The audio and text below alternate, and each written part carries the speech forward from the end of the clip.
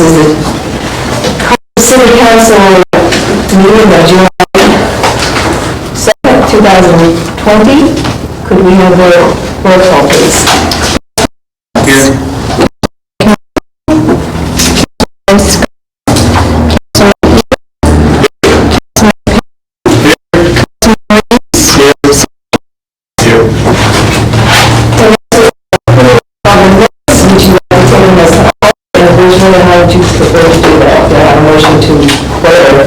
Motion to take them individually. All right. Second. Okay. Council minutes from June 4th, 2020. Motion approved. Second. Okay. Mayor Sam. Any discussion on that? If not, all in favor of approval, say aye, please. Aye. All opposed? We do have a form. This is really good. The June 16th, 2020 special call minutes. I hear a motion to approve. Kind of a little bit of a question we've got going on about it. We have a revised version of it, and I don't remember it going quite the way the revised version went. Anybody else have any feedback on that or any input? I'm accusing, it's not quite what I remember it happening. Okay. What do you remember is different? Because we got the tape here if you'd like to see it. The motion was to, because we had to have this in before the 30th of the month, and our next meeting was the 2nd tonight, we had to have a special call meeting for the second reading of the budget ordinance for next year. That's the very last date we could have it, because they had to get it to the comptroller by the 30th, and they overnighted it. So that was the very last. So the motion, so we, at the end of the meeting, I said we had a special call meeting to do the second reading of the budget ordinance. The 29th is what's been suggested, because that's the last day, and then the motion was whether we met in person or hybrid, and it was decided we meet hybrid with whoever wanted to come in person, and other people could call or do Zoom. Is that? In attendance, so I'm going to defer to the council on it. Yeah. So if the council's saying that it doesn't look right, I'm going to stick with And I think it was even discussed, because I think Councilman Reese had to leave early, and I said that's no problem, we only have the one thing on the agenda, so that won't be any problem. Sam, I'm looking for something, if you've got anything to... Well, it was not stated that it would be a meeting for the budget ordinance. Made the motion to have a special call meeting on June 29th in person, which I seconded, but it was not to be, at that time, it was not stated in his, and you can recommend it was not stated in the motion, the budget ordinance. That is correct.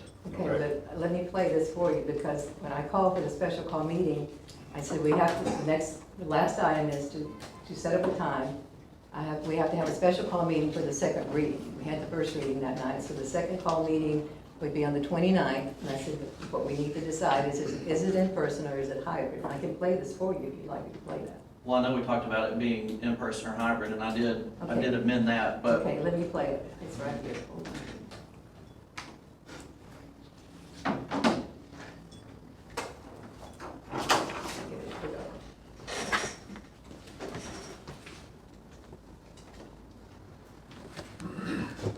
Get the sound going here. Was that a yes on your part? Yes. Okay. All right, thank you. So the only other thing we need to do is we had to put something in the paper for our next special call meeting for the second reading of this ordinance, and then there has to be a public discussion before it. It had to have 10 days in advance. So Council Lady Scott was the only one that came back with a suggestion of the 29th or 30th. We put it on the 29th, if that works for everybody. It's a Monday night. The public hearing would start at 5:30, and then the second reading of the ordinance, that's all that would be, just one special call meeting for the second vote on that.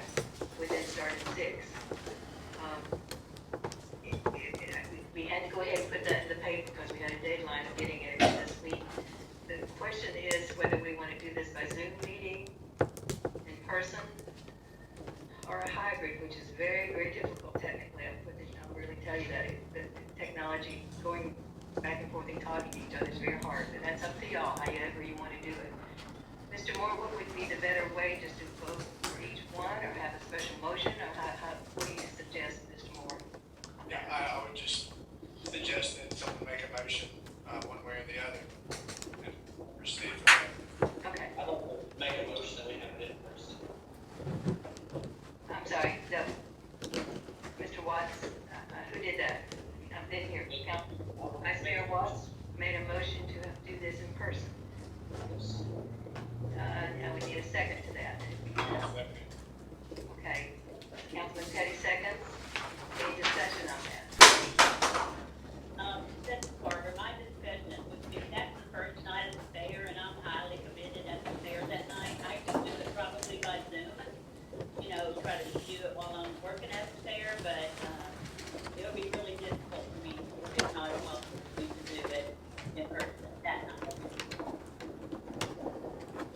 Okay, I have a question then for Attorney Moore. It would be hard for her, for Barbara to Zoom at the fair. Is it not legal if she's doing it by phone, so to speak, and those? Do you need to hear any more of this? That's what y'all voted on, basically, was to do it either in person or by Zoom. Yeah, I think under the governor's order. Since I wasn't here, can I ask what the original agenda, that would be the hybrid. like the original meeting minutes agenda was? I'm sorry, that meeting was a special call meeting. Right. And hold on. Correct, Councilman.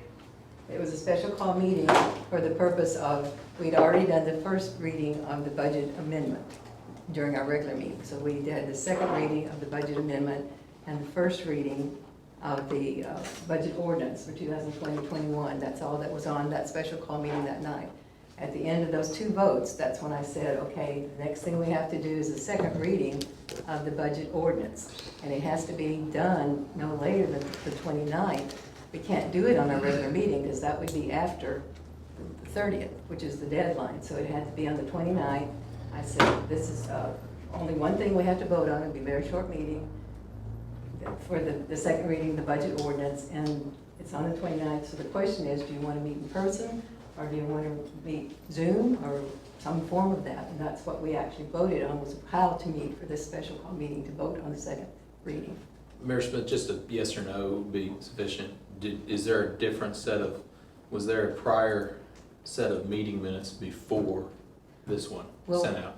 I didn't have a chance to usually we try to proof anything that goes out with my name on it, and I didn't have a chance to proof it. And when I did, I said, that's missing because that's what it was called for. I sent the original one and all the agenda Okay, first the one minutes. that you just sent, okay. Yeah. So that's what I'm gonna ask you all again, because I wasn't present. Which one lines up better with where you guys were at? Right, you just saw what happened. Attorney Moore, can I ask you a question? Sure. Do you see anything in either version that precludes us from asking within the proper time frame to add other things to the amendment for that special call meeting? I don't think it's referenced in the minutes either way. So would it have been allowed to ask within the proper time frame to put something else on the agenda? Yeah, I think it certainly would be allowed to request that another item be added to the agenda. I will say I don't know that it was a requirement to add anything, but I think you could certainly make that request. All I need to know. We, since we had this meeting 2 days later, normally, if this had not come after the 30th, we would have waited till tonight to vote for the second reading anyway. We would not have had to call a special call meeting. We only had the special call meeting because tonight was after the deadline. So that's the only thing we did. We just wanted to make it simple, get it over with, vote on the second reading.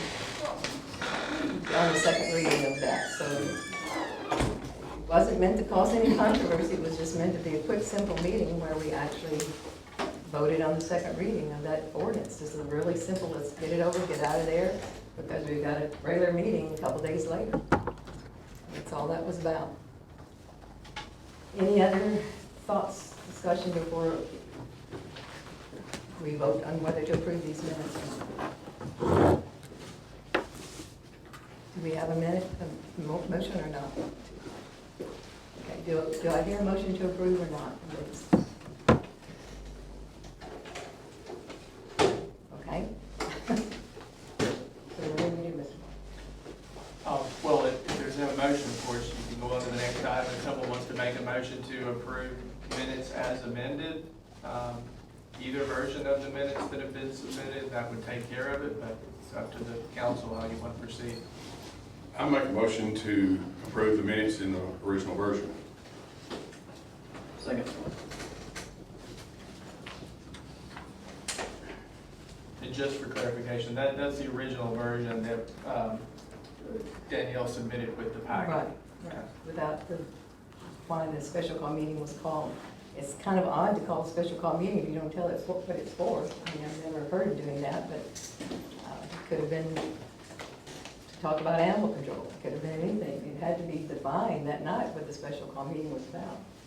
Well, Mayor, you have the authority to call a special call meeting. Right. I think, as you mentioned, the discussion and the vote was ultimately to decide how that meeting would take place, That's what the- which I think is consistent with, honestly, it's probably consistent with either version of the minutes, but it's the council that would decide what minutes to approve.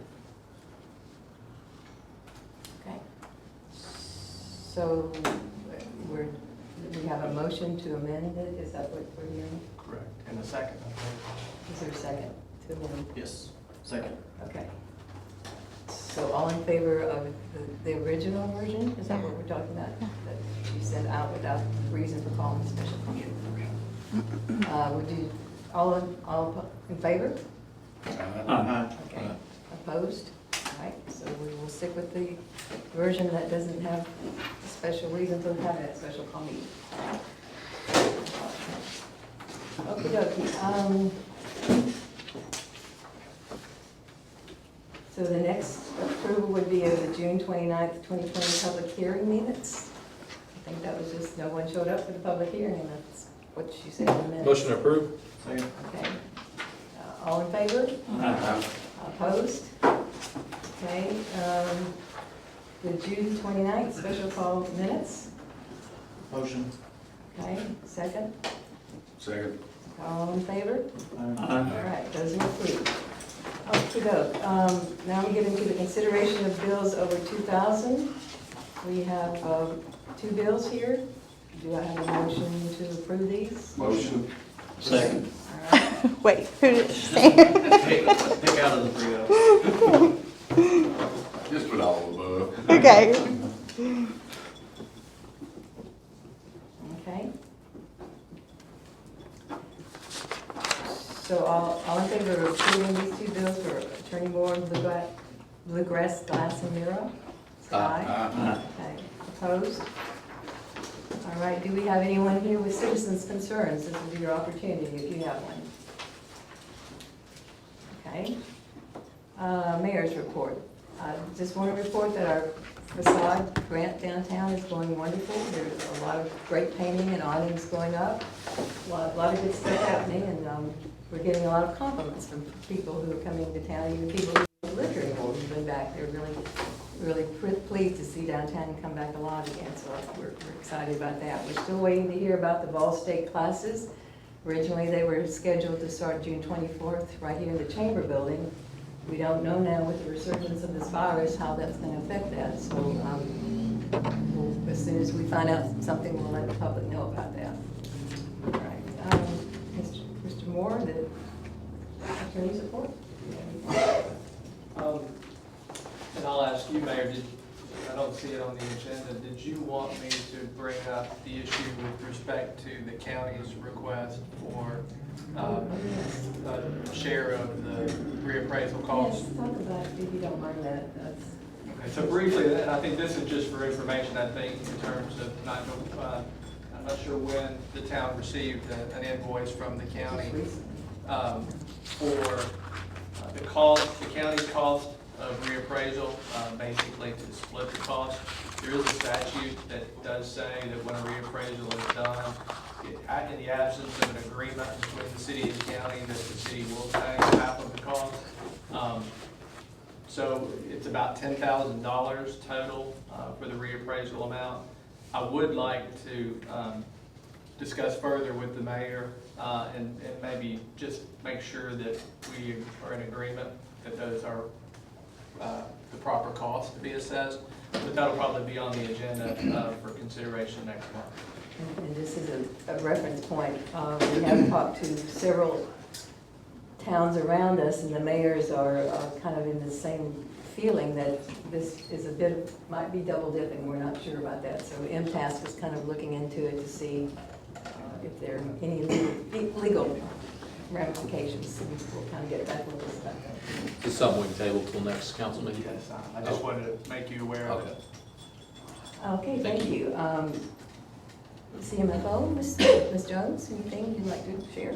No, we have some great ladies in the office, and they did a great job getting us through year end. We are still working on finalizing some things and working through posting entries, but everything is going smoothly.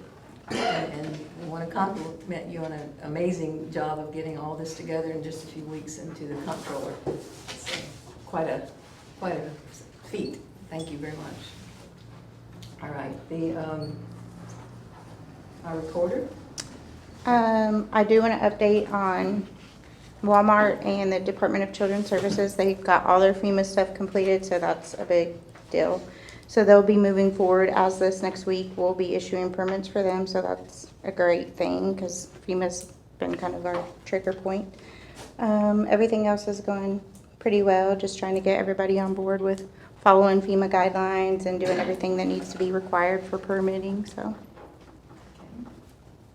Thank you. Chief Britt. Hey. Chief Davis. Happy birthday, by the way. Well, thank you very much, Mayor. Yeah, 21 again, right? Yeah. Everything's going good with the police department. We have one of the new officers that we hired several months back. He starts the academy officially on Sunday, so everything goes good with that. And other than that, I really don't have anything else to take at this time unless y'all have any questions for me, guys. How's Stephen doing? He's doing all right. He's doing okay. He is working on getting back. So he's ready to be back already. So he's doing good. Okay. Public Works, Supervisor Fisher, anything? Which one? Let's start with you. How's that? I don't have nothing, I think y'all got some questions. Okay, Bill? I got a quick question. They're real. There's a sidewalk on 3rd Avenue. It looks like it got busted possibly by Yeah, the no, people down, the painting, I think, down there. Yeah. Is that something they're gonna fix or we gonna They're fix it? gonna have to fix it. Okay. Should be left up to us, you know. Same thing with Larry Taylor's. Yeah. That's one of the sidewalks I got in to pour when we start pouring it, you know. Okay. Are they aware that they've got to fix it? I don't think they are. Nobody never did come and tell us that they messed it up, so. Should we send them a formal letter or something? Well, I can go over and talk to Larry and tell Larry, you know, which we're gonna pour it anyway. Okay. That's one that's on my list to pour up in there. So just wait and we'll just pour it. It's not that much. And the water sewer side, Mr. Brooks? Everything's going good. Only thing that I have is and it may have to be added to the new business tonight.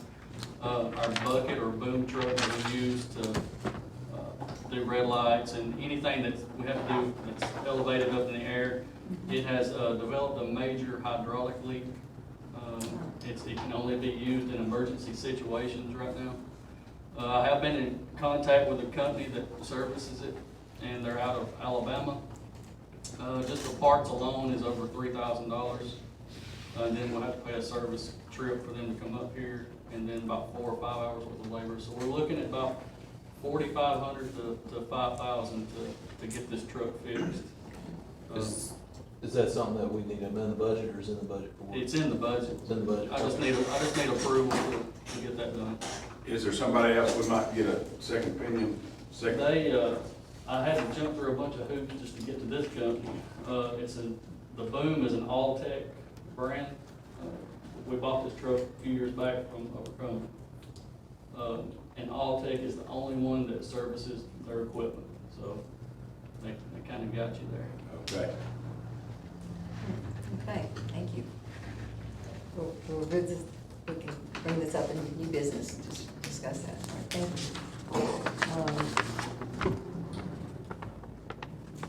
Okay, Rusty, to the water plant, Mr. Gentry. Everything's running normally.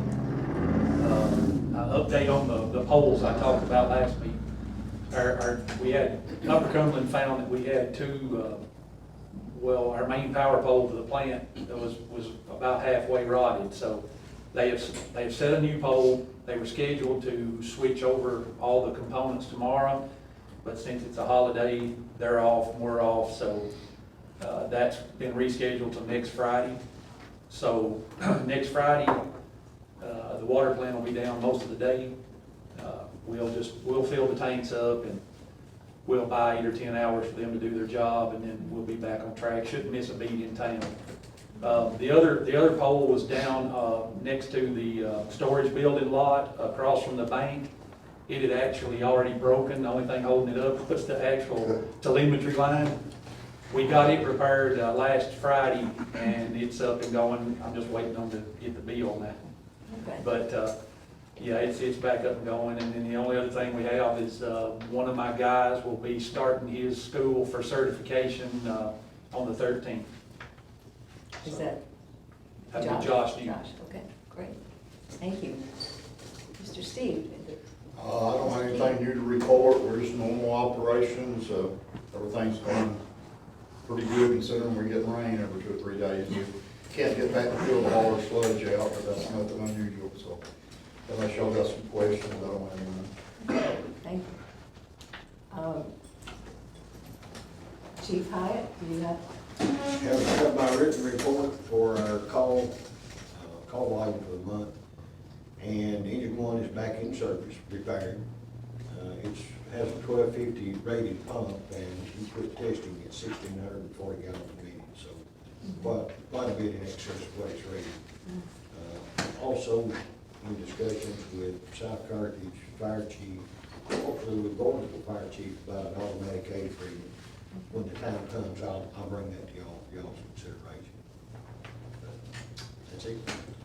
Any updates on that grant at all? Nothing yet. Probably this fall. Okay, fall time. Probably. Thank you, Chief. All right, thank you. All right, speaking of grants,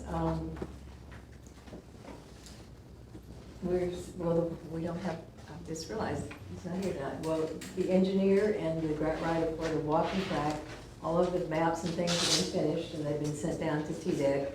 So we're just waiting now. It's just the process of them looking over and getting the approval, but we're very close to start doing some of the leveling to get the water drainage out in that. So we're moving along with that one.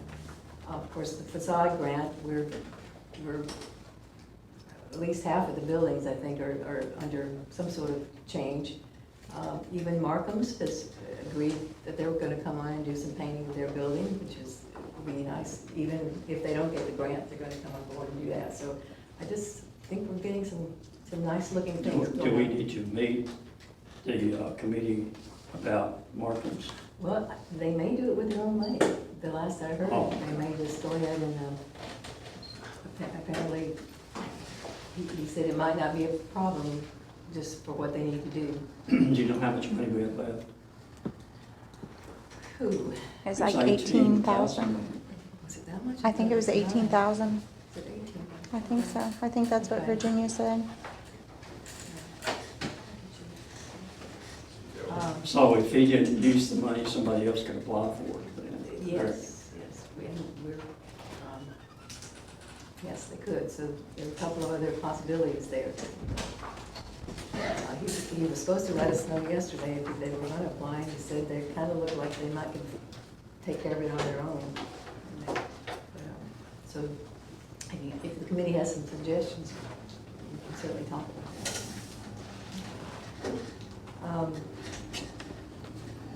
Okay, that's about that for that. Then the unfinished business, the first item is the recorder's salary. I did send you a packet, I think you have it here. MTS did some comparables here, and then there's a... Mayor Smith, since this is my agenda item, do you mind if I speak on it? No, that's great. I was just gonna say there's some information in your packet about the two, because y'all asked for job descriptions. I sent them. Yes, sir, what? If you don't mind, I'd like to have like maybe 2 to 3 minutes uninterrupted, if that's okay with everybody. Go ahead. Okay. And I really did want this to say city recorder's salary and position was a big thing. And obviously, I think the salary comes after the position.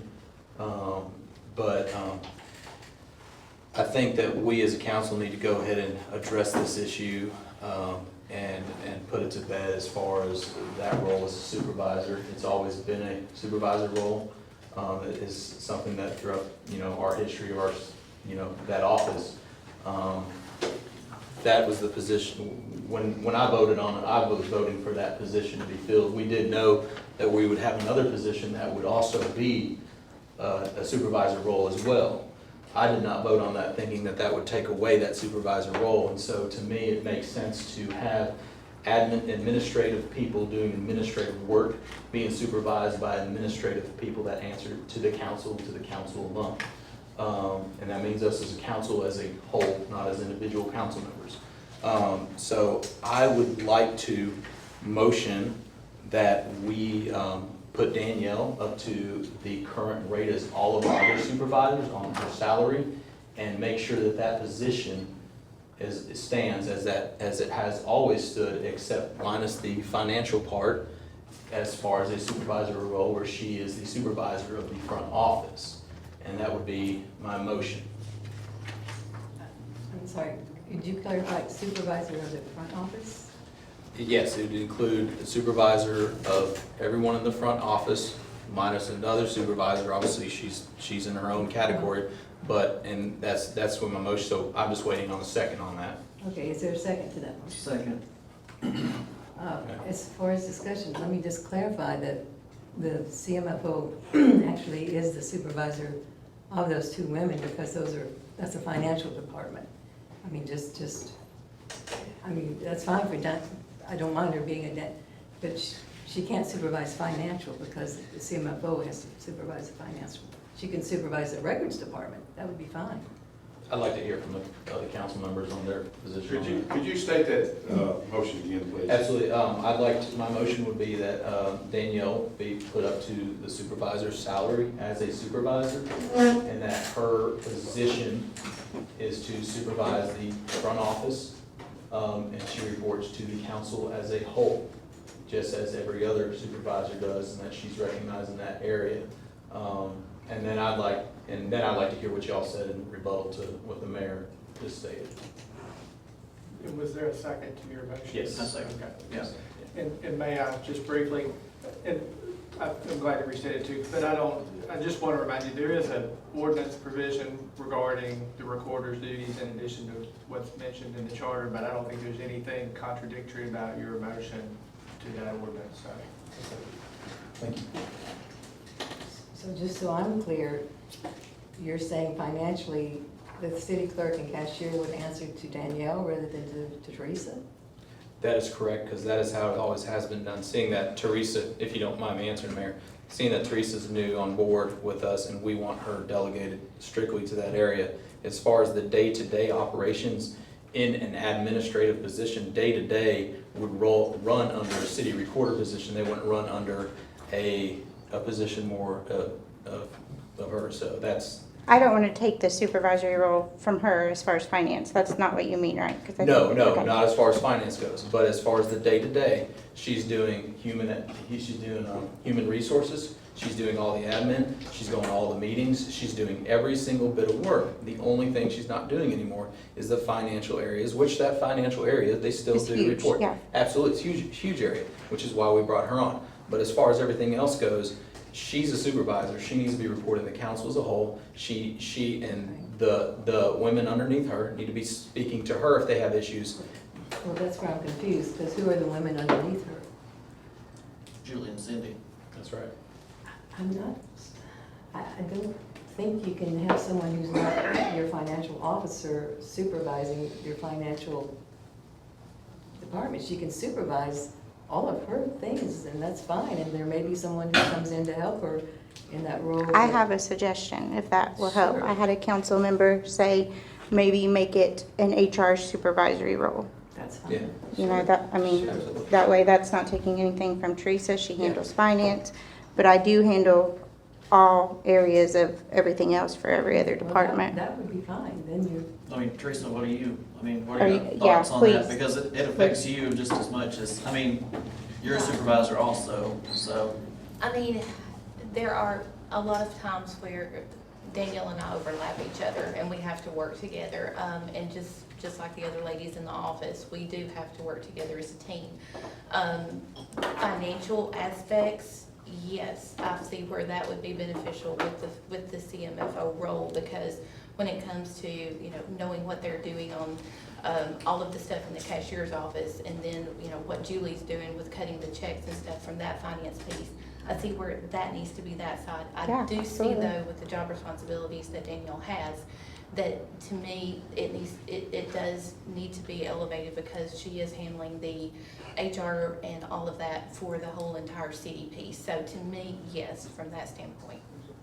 Absolutely, and so if we have a question about finances, we want to go to the supervisor for finances. If we have a question about human resources, Exactly. we would go, but this is a supervisory role. There's That's too fine. much there's too much going on, and and that's just how I feel. That's why if you kind of look at her job description, you see she covers a huge amount of things. So yes, supervisor of the HR department, that would be great. Or any of these things that she does, it's just, the reason, do you remember that before it was a CMFO city recorder?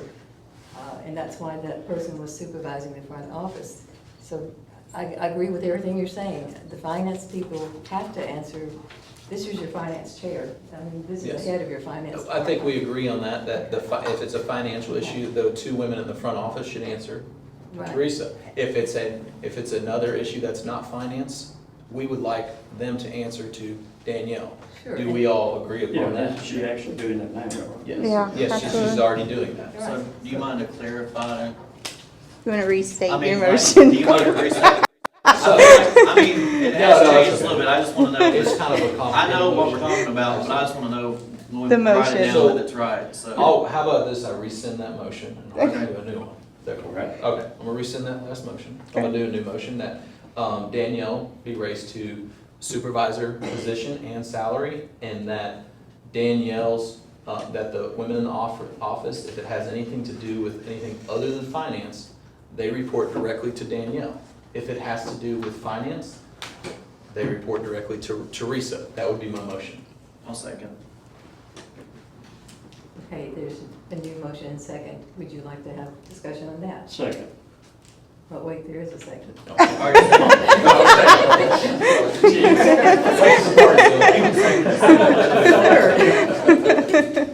Okay, is there any discussion on the motion that, the new motion, Councilman made? City Attorney Moore, does that complicate anything? No, I don't think so. I did, well, let's just deal with that motion and we'll go. Okay. I think that's perfectly consistent with the charter and the ordinance that's in place. And Danielle and Teresa, y'all are, We've talked about it, we're fine. Okay. I mean, I want her to speak for herself by all means, but Yeah, I'm fine. we work Okay. great together. I don't think that's That an makes issue. it, keeps y'all in better lanes so that when it overlaps, it's not as confusing and you guys together go, awesome. We're good. We Very work good. together great. Yeah, we're great. Rock and roll. It would help me if I knew which positions you'd be supervising. The girls that, you know, which particular ones. I know they're all of them, but do we have a list? Well, I mean, everything that's HR complaints or, But I'm talking about the personnel. With It personnel. basically would be Sydney and Julie, Right. and if it has to do with finances, Okay. it yeah. goes to Teresa. That's If what I'm it's Yeah. anything else, anything and above, everything else that is not financial goes to Danielle. because it really already does. Yeah, it already is. For every So- department, as far as HR, benefits, everything, Yeah. so. So I'm good with calling a question. Let's do it. All right, all in favor? Aye. Okay, motion passes. All righty, we have a question that's been brought up to the Chamber of Commerce about the width sign that fell and broke. Attorney Moore, would you like, I mean, at this point, the Chamber is asking if we would do something legal, or with a legal action. Yeah, so we discussed this a few times last fall, and then I think even after the first of the year, still haven't received any sort of positive response from WIT signs. I think we discussed this when it came up one time before. One concern I have is the cost of filing a lawsuit and litigating it may exceed the amount that you would hope to recover, and I think at the time I suggested that we obtain an estimate of what the cost to replace the sign would be. We of course know what the sign cost when we bought it, but again, I think the Chamber has asked that we consider filing suit to litigate. I'm glad to do it. I'm glad to reach out and associate local counsel to make it less expensive to litigate, however you'd like to proceed. And I'm glad to answer any questions. I kind of feel like just for the cost, we gotta let it go. And I think we need some good Carthage signs, but maybe we ought to just let this one go and spend our money on something else, you know, and we can, you know, we got a great committee here as far as beautification and downtown and everything goes. Maybe we can. I'd like to, I mean, there's always a lot of compliments on that sign. I don't know what I'd like to see it back up. I don't know. They're claiming it's not their fault that it fell, that they didn't bolt it in right when there's clearly chunks of that thing. Yeah, hanging, their claim was that it was basically a storm that blew it down, an act of God that made it. There wasn't. There was no storm. There was no storm that day. Yeah, I can promise you. We were there. I mean, I know, So what, I mean, it would be a general sessions level civil suit. The town would have to have counsel there, whether it's me or some local counsel to do it. The town would have to prove the case by putting on witnesses to prove that that the sign was negligent in hanging the sign. And then if they could convince the judge of that, then you could get a judgment and collect it. But that in and of itself, of course, involves some time, not only for an attorney, but also for town staff. So again, I'm glad to do it, but I just want you to understand kind of what was the cost on that sign? It was Do you remember? $3,000 approximately. And they're not, I mean, like, they're not willing to do, even out of goodwill, you know, like, just nothing. They were not, after multiple conversations, very friendly, talking to them on the phone, but denied any responsibility for it.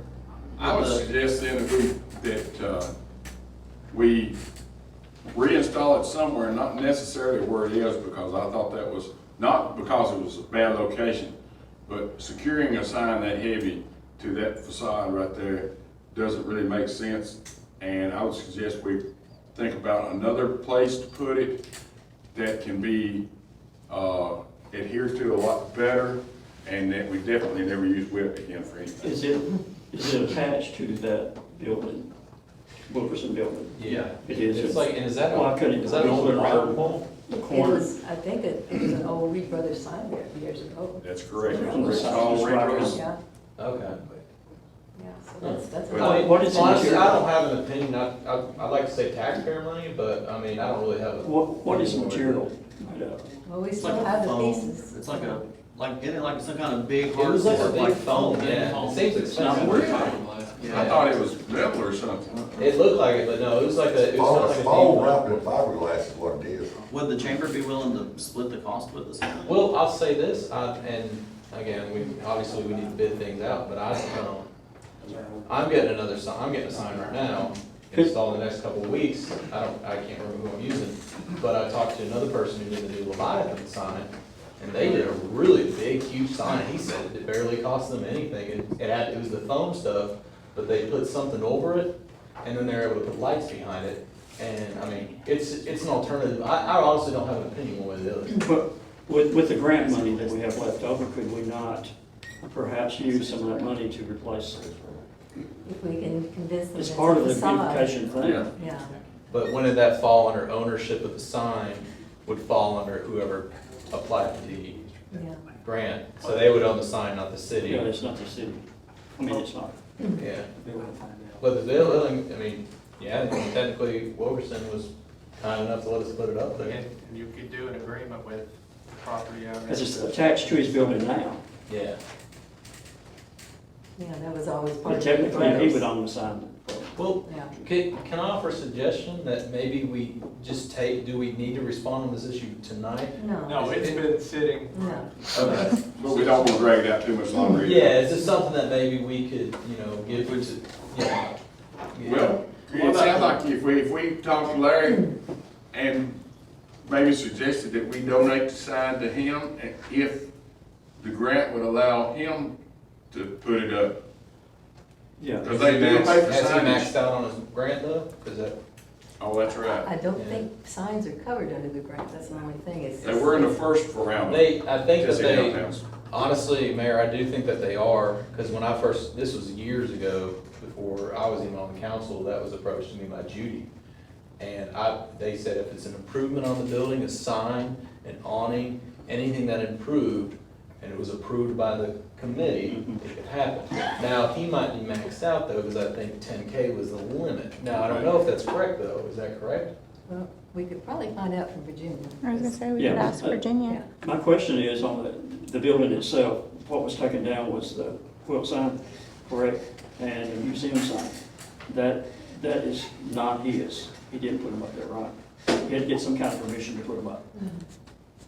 Yeah, well, the Correct. quilt sign may have been. The quilt sign, and I think there's a museum sign that pointed down there.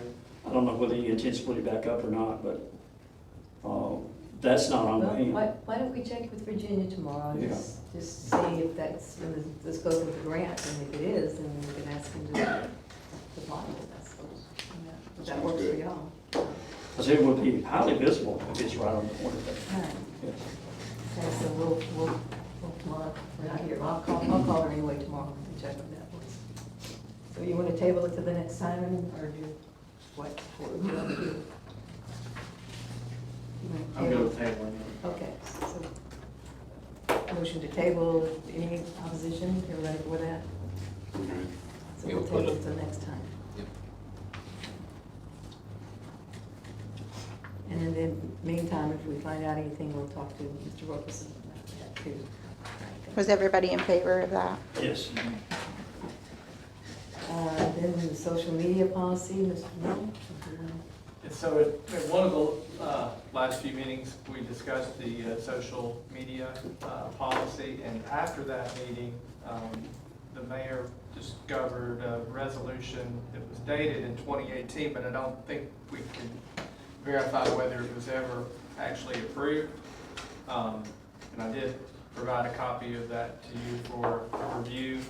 I had also started looking at other cities' policies and drafted kind of an outline, and the two initial questions that I had for direction were basically if you wanted to adopt a new policy, or I guess we would need to determine if this current policy is in existence or not, but the two main questions that I think I needed direction on before we had a final vote on the policy were who was going to maintain or be responsible for postings, whether that's one person that basically acts as the gatekeeper and decide what goes up there and what doesn't. And then related to that is if you were going to have basically a public forum on any of the sites maintained by the town or used by the town. This does require some additional responsibility because you have to make some policy decisions on what type of stuff that you're going to allow to be posted and when you're going to remove it, who's going to make that decision. So it requires some time and attention in order to keep that up. So I'm glad to, I would suggest based on what we know, if you want to adopt the sample policy, that we go ahead and vote on that. But if you want to discuss a new policy, then we can go from there. I'd like to discuss just a couple things I'd like to have in it. I just really feel like our town page needs to be very non-political.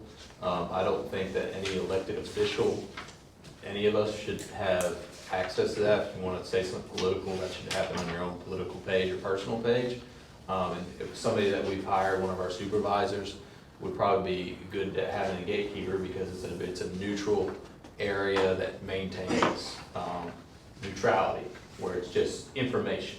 We're just sharing information, and it's not being slanted information one way or the other. That would be my suggestion, and I agree. So I don't know who that person would be though. Maybe Danielle.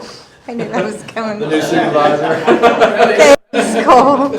Sorry. Kind of consider that. There you go, there's something new for you. Thanks.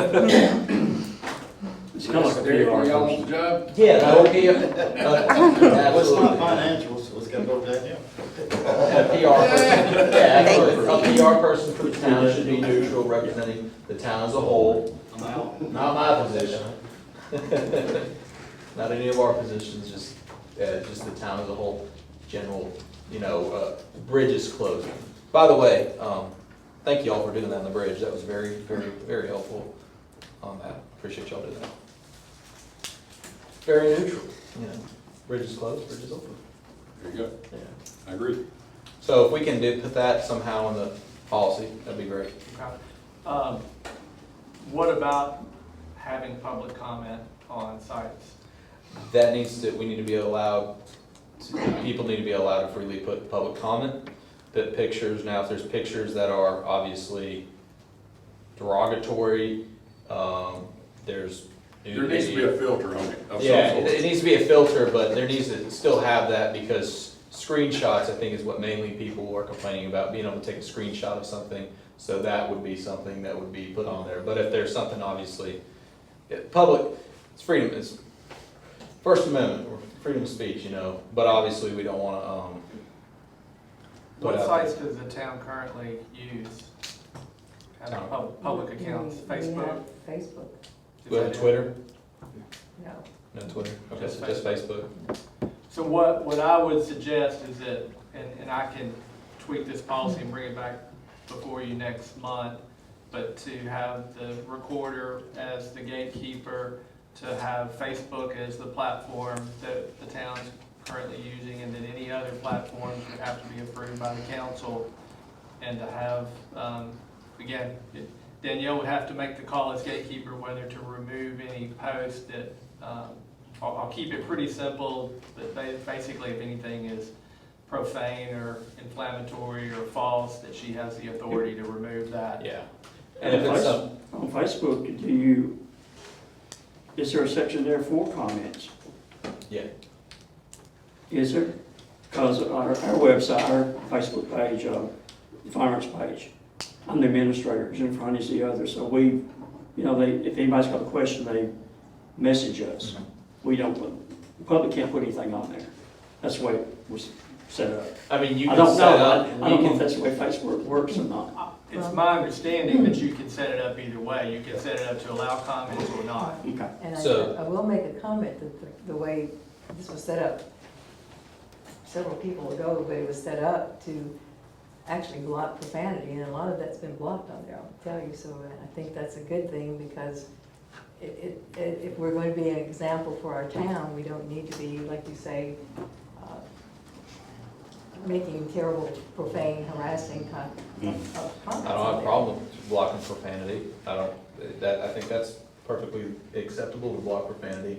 There's a difference between profanity and someone speaking and disagreeing. What if somebody doesn't like something we're doing? We're gonna block the public from saying, hey, I think it's a good way to hear from the public right off the bat. Now, someone might get on there and attack us personally. Well, we ran for the position, so we're gonna. To get on the page in the first place, don't you have to set it up where you like the page? No. You don't have to comment unless I don't know. You can comment on anything on it, it Even should with be the accessible. No, I'm talking about like, on the ones I've seen, you had to like them. I mean, you're not gonna see it, you could search it out and not like it and comment, but you're not gonna see anything come across your feed if you haven't liked it, that's correct. And so I would say that something that's quickly done, it falls straight on her. If there's something that we wanna put out as a council, we'd have to wait until a meeting. Until then, we entrust Danielle to take care of it and that's just how it goes. I think that's fair. I'm fine, no profanity, no vulgar images, no vulgar language. I think that's acceptable, you know. And I will point out in our in that, whoever put that together, the social media, the sample that we have here that almost got passed, I don't know why it didn't, but there are certain things in there that are not supposed to be done on social media, it points out, by employees or by elected officials. And then I think there's a part of our personnel policy that has a harassment clause in it that very specifically says what can and can't be done on social media by elected officials, employees, non-employees. It's very specific, so there are guidelines already voted on in both of those, but very specifically to the personnel policy, because it does cover employees as well as elected officials in that. Elected officials should not be allowed to use the town site to push their political agendas. Elected officials may comment on it. That's completely fine. One other question then, because the way that this came up and the way I was proposing to draft the policy initially was just to relate to the town's use of its own sites. Yes. And we can have provisions regarding employee use of social media, but that should Separate. fall in personnel policy, and we would need to see how that reads currently, so. That should be in that should be in an HR form when people sign in and say, hey, we got a job where, I have people sign in both my businesses, social media policies as well. It's very standard, but that would be an HR issue, not a town policy issue. Town policy should be basically directed at the town as a whole. Okay. So that gives me enough, I think, to bring back up. I'll keep it short and simple for you to look at next month. Okay, thank you. All righty, our next item, we've got two combined here, the Turkey Creek water tank, and then we're talking also, Supervisor Gentry is doing some investigation into a pump system, so would you and Mr. Steele? Yeah, we need to sort of reverse those probably on the agenda, because I guess you need to know what we found out and discovered about the alternative to the tank before you decide whether to reject the tank bid. We've been in a lot of discussions today and yesterday about this. I think we both agree that this is a good way to go versus the tank. I mean, it's, from my perspective as an engineer, you've got to be able to supply water. Either one of these options can supply water. So it is utilizing a booster pump station with a variable frequency drive to do that is something that is done very commonly in the state of Tennessee now. It does work, and it is a viable option. Our choice here is to whether to continue with the current project of a new tank, which we have some grant money for.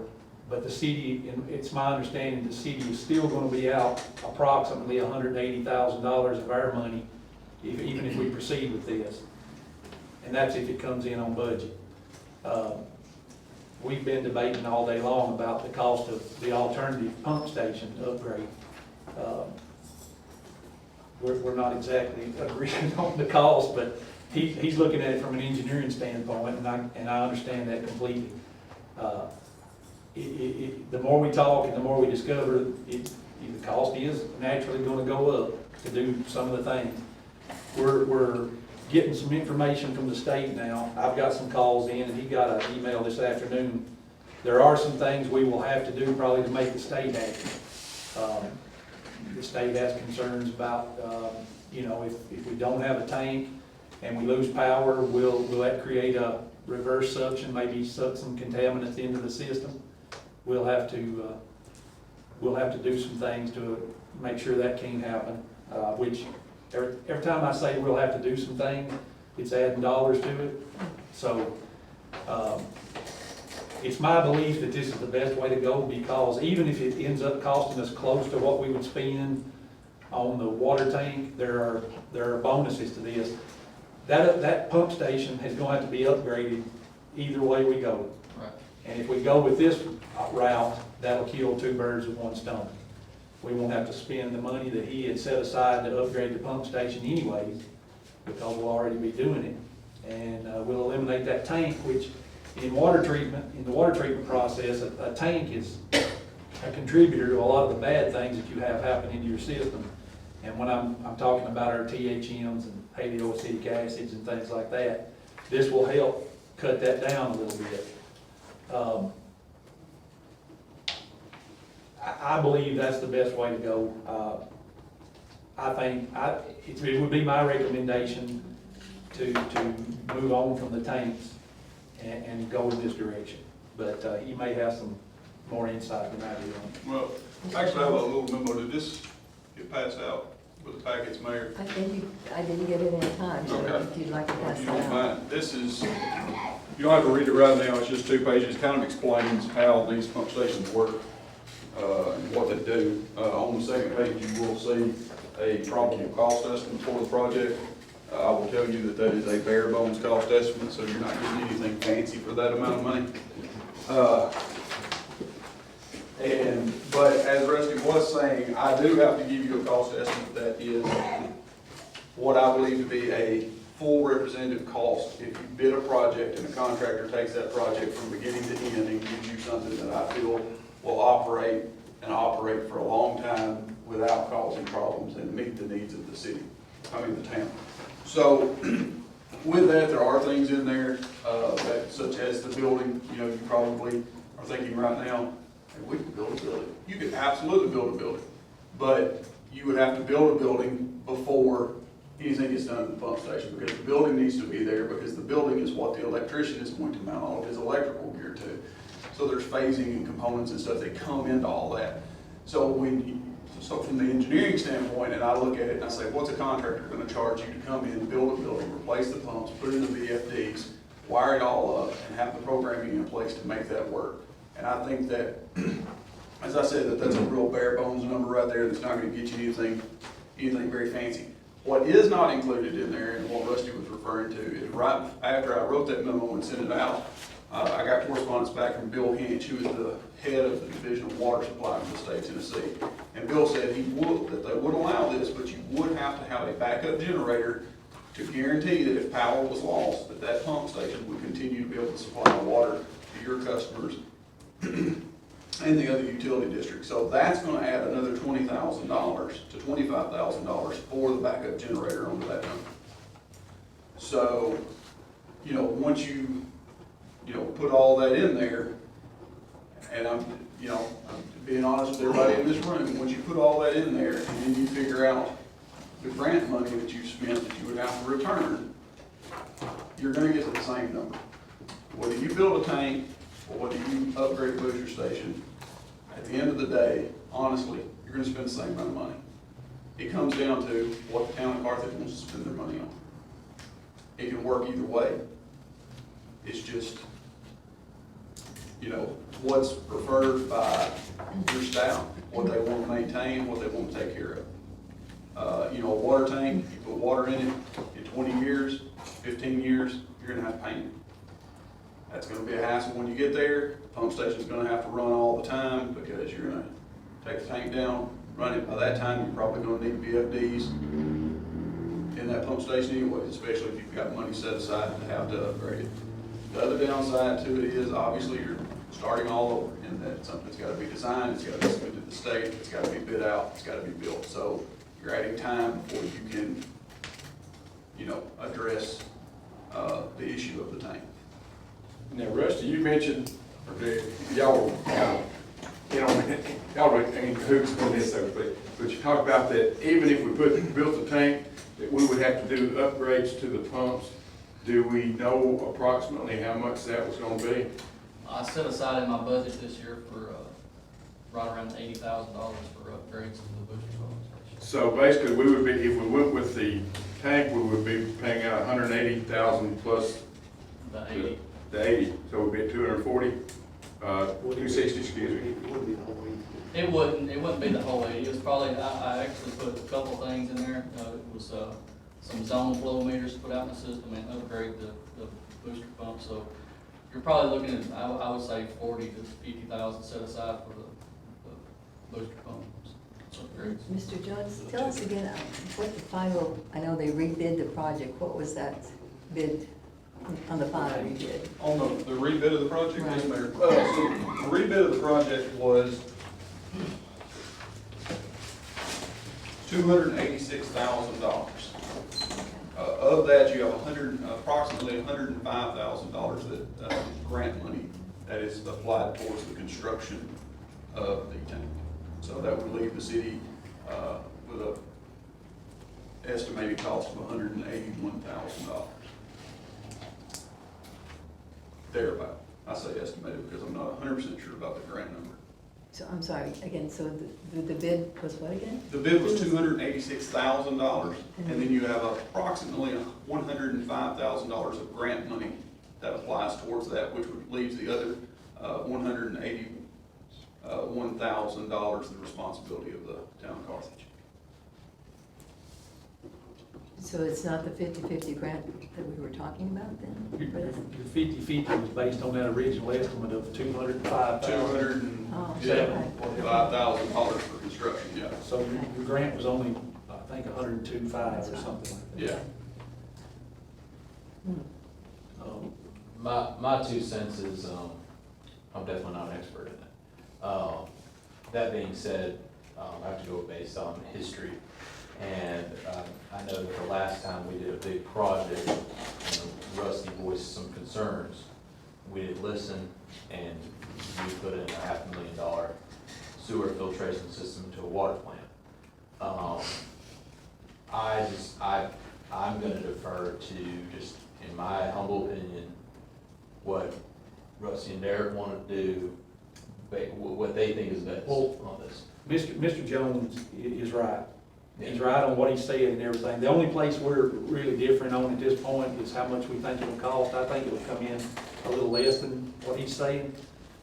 And by little, it's a good number, but he does this every day, and he has to build it to be reliable because his name is on it, and his reputation is on it, and our city reliability is on it. So, he's really building it. Yeah. When he says bare bones, he's building it pretty good. Yeah. But I do believe that when it's all said and done, we'll come in under those numbers. And plus, once you factor in the fact that the pump station has to have some money spent on it anyways, that's gonna run that 180 we're out up to well over 200 and something thousand. That the city will be out. And we're not gonna get, I don't think, into that kind of money on this project. What we need to do, it sounds like, if I'm correct in this, first we've got to decide whether we want to accept or reject the bid for the tank. Right. So I need to hear a motion about that, and then we can discuss that. Well, I just wanted y'all to have the information before y'all Right, accepted or exactly. rejected those bids. Exactly. So, Well, let's make the motion, and then we can get some more discussion about that, if you don't mind. So do we have a motion either way to accept it or reject it? We gotta do one or motion to the other. reject it then. Okay, do I hear a second? If I'm understanding correctly. Second. Okay, we have a motion and a second. Any further discussion now specifically about that we should reject this? I'd like to get the other 2 council members' opinions as well, if y'all don't mind. I think we ought to reject it, things to do with the pump system. I mean, I think we ought to run a water plant. So. Mr. Reed, I'm sorry, Councilman Reese, would you have anything? I agree. Councilman Petty, do you need discussion? I agree. Okay. I mean, we can talk about it all night, but I mean, We're getting out of the tank inspection. yeah, we're getting out of some problems with that tank. Number one, I mean, the guy that sent him the email today, he's over a vast area. He has no idea what tank we're talking about.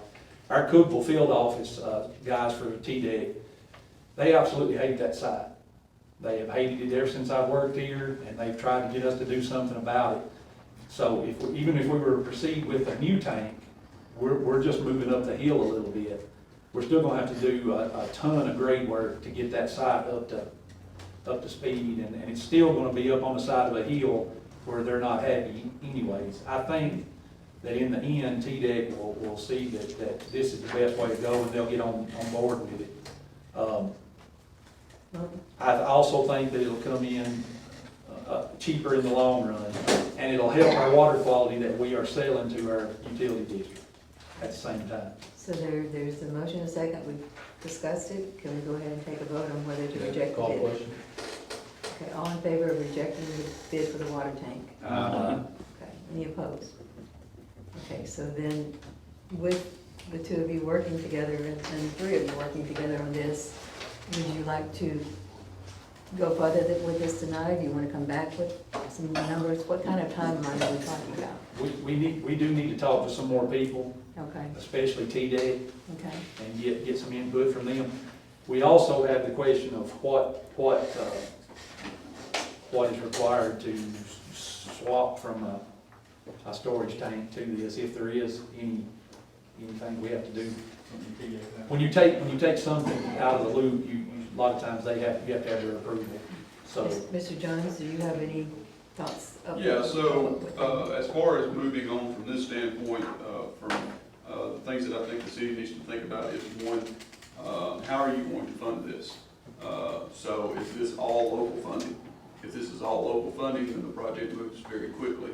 If this is something that you are going to put in a grant for a low interest loan, an application for a low interest loan or grant, those opportunities, for the most part, have been missed because they happened in the first quarter of the year, and so therefore you would be the first quarter of next year before you could put in for something like SRF or a DRA, economic, all those kind of grants happen in the first portion of the year, and those things have been missed. So once the town makes a decision on how you want to move forward in regards to funding the project, then you have to make a decision on hiring an engineer. I mean, that could be us, that could be, you could go out to RFPs and RFQs and hire someone else, if you chose to. But an engineer, you're gonna have to get an engineering contract with somebody for them to really be able to start the design of the facilities, working with everyone, and, to be able to move the design forward and get to the point that you have design documents that you can actually bid. And the other thing there is, you have to make a decision on if there's something such as the building that you're going to try to construct yourself. With city crews, that has to be done first. So how is that going to be done? So there's a lot of things that have to be kind of fleshed out. Obviously, it's easy to just, from my standpoint as an engineer, this is what we do every day in water and sewer systems. We just look at problems and come up with solutions for them. So it's easy for us to roll that all up into one bid document, put it out on the street, and get a general contractor to come in and do it all. But when we do that, there are areas where, as I told Rusty earlier today, the general contractor, he's not gonna lay the block. He's not gonna, put the roof on. He's not gonna put up the trusses. He's gonna hire somebody that does what they do for a living. They make a profit. The general contractor marks that profit up. So if there were things in there that you were identifying that you were going to try to do yourself in-house, then some of those things might have to be done before you could truly move forward with the project, because they would have to be in place before a general contractor could come on site. So. Bear in mind, though, that the structure we're talking about building is maybe a 12 by 12, or maybe a hair bigger than that, depending on how much room we need around it. That shouldn't take very long to construct. so it sounds as if, and you correct me if I'm wrong, one of the first things we'll need to do is decide on who we want to be the engineer for the project. Well, we can't go through a bid process without Right.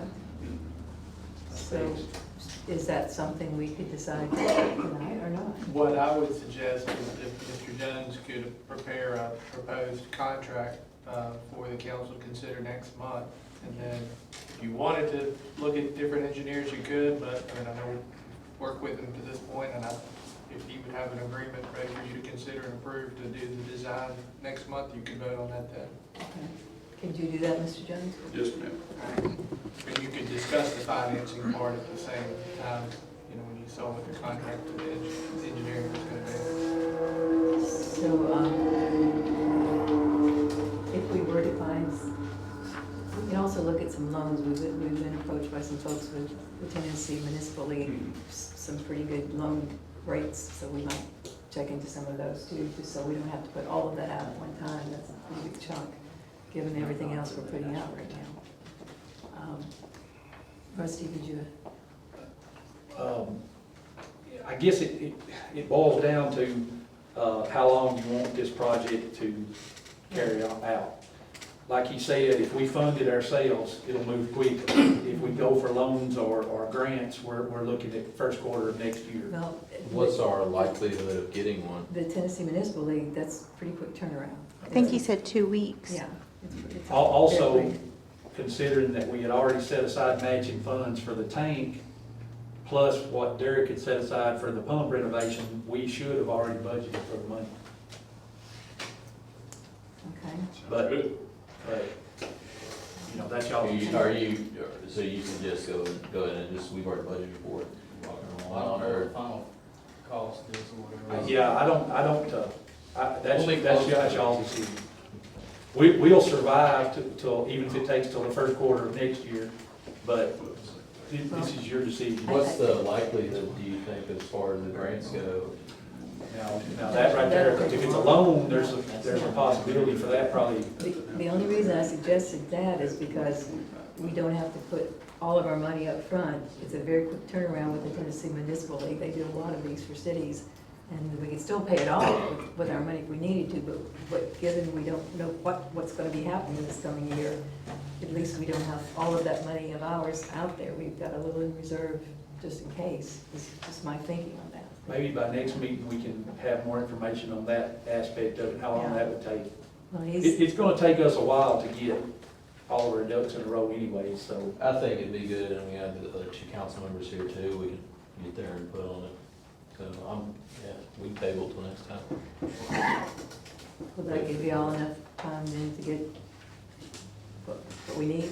Well, if he's gonna do a proposal, he'll need more time than I will. Okay. No, I mean, Okay. an agreement's Okay. pretty straightforward, it'll just be based off of these numbers, the same way we have in the past. Mayor, I told you, we use the Right. standard, roll-on fee schedule to develop engineering, estimated engineering fees based off of the, project cost, and then when you don't, we bill hourly towards that number sets the maximum that we could possibly bill you on the project, and then we work on an hourly basis up to that number and not to exceed it. So if we work less, you pay less, and if we work more, we should have done a better job estimating our engineering fees. Well, let me just ask you, Rusty and Derek,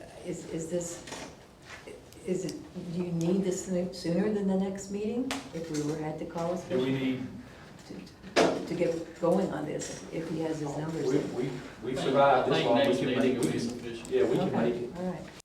I mean, it's not like it's about to fail, it's just that it's something gotta be done in the future, and we've gotta start working towards it. And this tank issue has brought it to the forefront, so it's either spend the money on the tank, or it's to, go this route.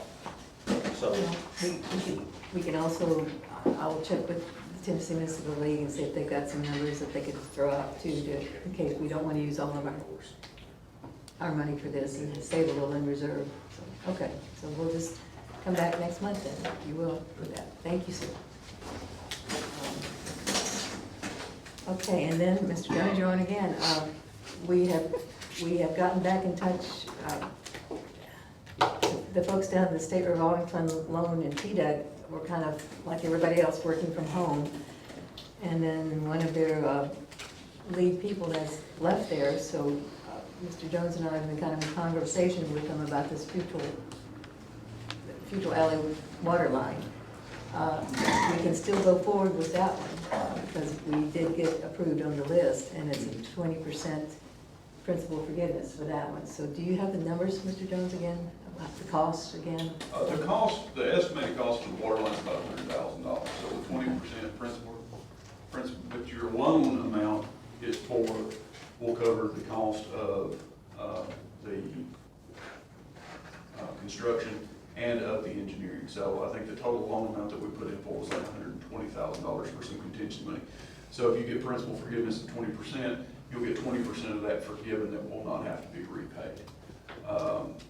In order to do that, we have to make a submittal to SRF, full design plans, specifications, preliminary engineering report, 3 years of financial audits for the town of Carthage, a number of letters that are signed by the mayor, a couple of things that are signed by the city attorney, just stating that all of the property that you will be building stuff on is property that you have legal access to, which all of this would be in the right of way. So no issues with any of the paperwork, it's just some paperwork to put together. We did start on this project, and I would say that we're probably about 30% complete, but there was some confusion in that. SRF does require for you as a town or municipality or anyone to go ahead and get all of your design work and everything done up front. Everything has to come in as a complete packet for them to review it.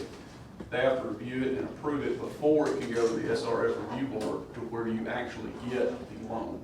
When you get the loan, you're reimbursed for the engineering fees as part of that loan, but you do accrue those engineering fees while the engineering is being done. So we stopped working on the job back in February, and so right now it's just sitting, and we're more than happy to finish the project up and get it to SRF on your behalf. There is a signed agreement on that, that you all authorized back at the first of the year. Just looking at this point for council to say, yes, please move forward, and then we will go back to work, and then obviously we will just bill you monthly for it. So do I have a motion that we move forward with this project and getting the loan for it? Motion. Okay. Second.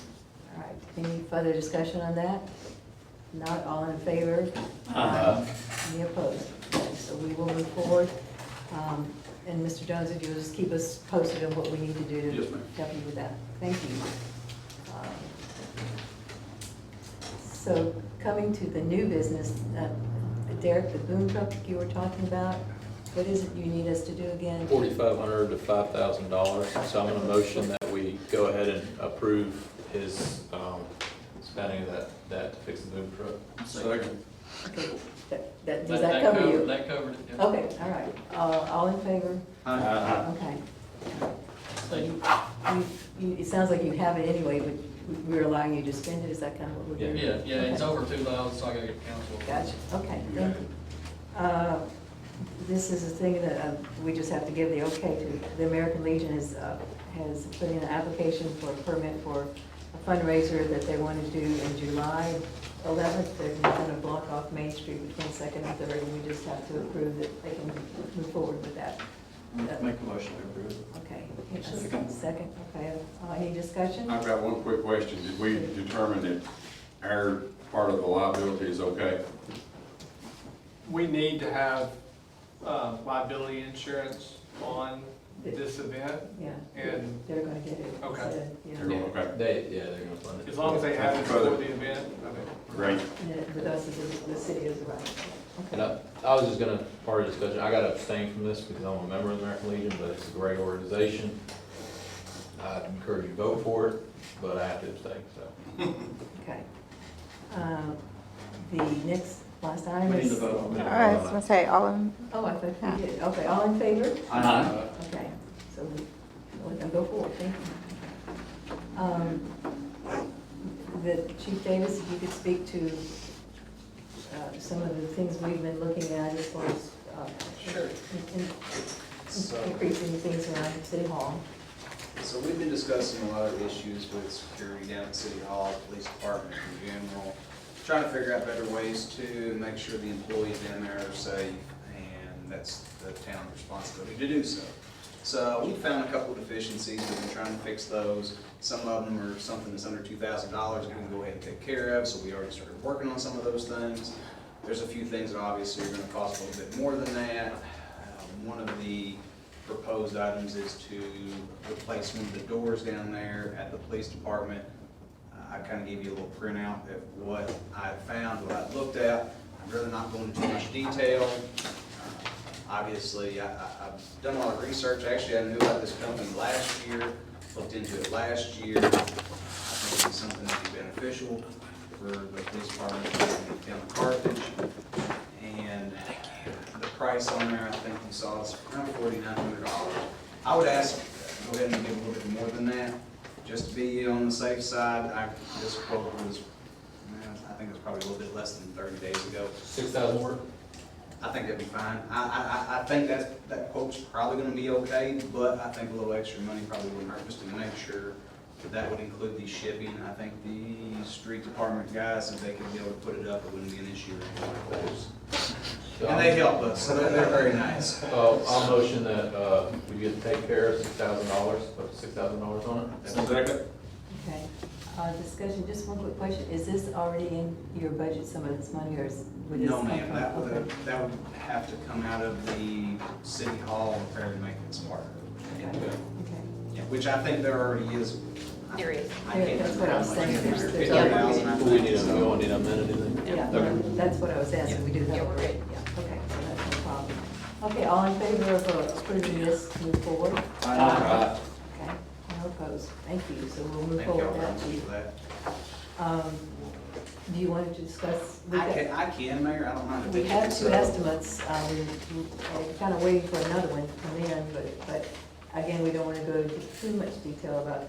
Yeah, I think we're Security looking at issues. possibly replacing the front door up there as well. There's some issues that, need to be fixed on it as well, just functionality wise and things of that nature. So we're trying to get some ideas and prices on that still and a few more things too as well. Does it take care of your security needs or your specifications? That would also take care of the city hall portion, Miss Cindy over there on that side of it as well. So it's just a dual purpose as well, Okay. so. Okay, so we'll still be getting some of those. Yeah, we're still estimates. working on some of that, but Okay, great. we are taking care of it and trying to do the best we can, so. The only other thing that comes, I'm sorry. No, anything else? no, Okay. that's it. The only other thing I just thought of after we did this, will we need to make a budget amendment for her increased salary, or how does that work? For our upcoming, since we've already sent the budget off, if we need to? No, actually, I ran the numbers to see what it would be if we did move that salary up to supervisor also. And there is, of course, a lot of the lines have a little bit of cushion in them. Okay. And there was enough in there to cover that. Of course, those numbers were started being compiled by the CPA before me. And so there was enough in there already, so we're good. Great. Will you let us know if we get close, so that way we can make an We're good. amendment? Okay, good. Yeah, Okay. because it'll be so salary. That is all we I've have? got two new items, if that's okay. There should be pretty quick. One was Okay, on, but let me just make sure, do we have to do a 2/3 vote to do this? To add? No, but it Okay. should be approved by, again, you can do this formally or informally. Okay. If you want to have some further discussion, you can have discussion. If you want to, technically, if you want to add something to the agenda, it needs to be done by a majority vote. Doesn't have to be a 2/3. one can be informal, if that's okay, just to add, for next time, just for y'all to be thinking about, that, what you were talking about earlier, maybe having an underlying insurance policy for events by the city. It's something that we can maybe look into discussing at the next event, because I think that would maybe encourage people, depending on the cost, that encourage more events to happen. More events happen is gonna generate more commerce is gonna generate more tax revenue. So you're saying we would become liable for their events, is that? For a general underlying event. Well, it is in my opinion, and I've dealt with this with several towns and worked with chambers of commerce, that the towns have a general liability for events in place. Okay. And I think that's something we need to at least look into. And I think Sam should kind of head that, not to put you on the spot, but I think that'd be good. You probably have more time right now, so. I have no time. But, I mean, from your experience, you've dealt with a lot of other towns in this, and that's why, it's just more of experience I think you have on it. I'll so. see what I can find out. Okay. Just for clarity, then does the event become the rider on it, and we're the, how would that work? Well, so, and again, Sam, if you correct me if your experience has been different, but having worked with public entity partners, typically they will just want to make sure that there is coverage available, whether it's provided by the event sponsor, or if not, then they have insurers that they work with to provide that rider. The main thing is, if anytime you have a special event, you just want to make sure that box is checked, whether it's through the town's policy and there's a rider for that specific event identified in the policy, or whether the event provider has it with the town as an additional insured. So as long as we get it checked off one way or the other, I think you're fine, but. I guess my question was, if we have it, then do we need to create a rider for whatever the group is that's having the event?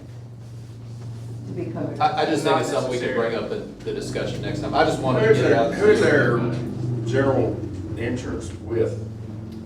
Public entity partners, Okay. and the pool and the TML risk management pool. Do it's they all the same. offer such things They will, again, if asked, and if the event sponsor doesn't have appropriate coverage, then they can provide, I think they do it through a third party for special events typically, but. It's not through them, it's. I would suggest we maybe talk with them and get a little more information to them Yeah. to do that. You can do that.